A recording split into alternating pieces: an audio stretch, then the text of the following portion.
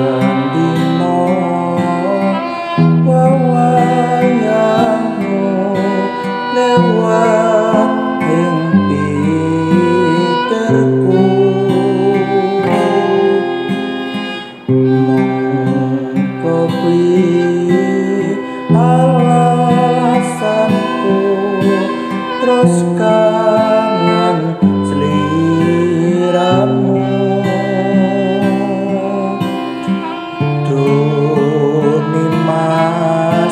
Indah pasuryanmu jejantunging kalbu,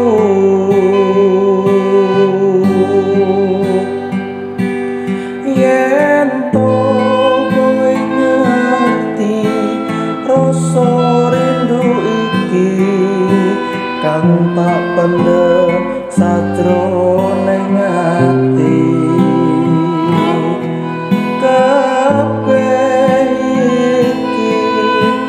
Pacobaning Gusti bebarengan padha dilakoni,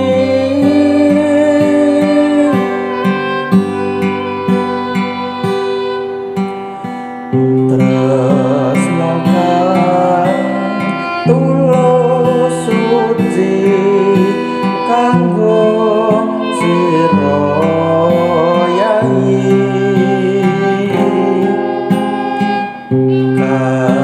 Katresnan kang sejati tak patri ana jroning ati.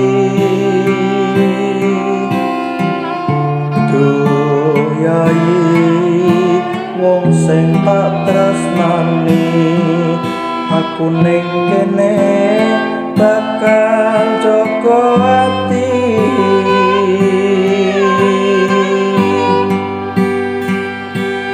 Yen kowe ngerti rasa rindu iki kang tak pendem sajroning ati,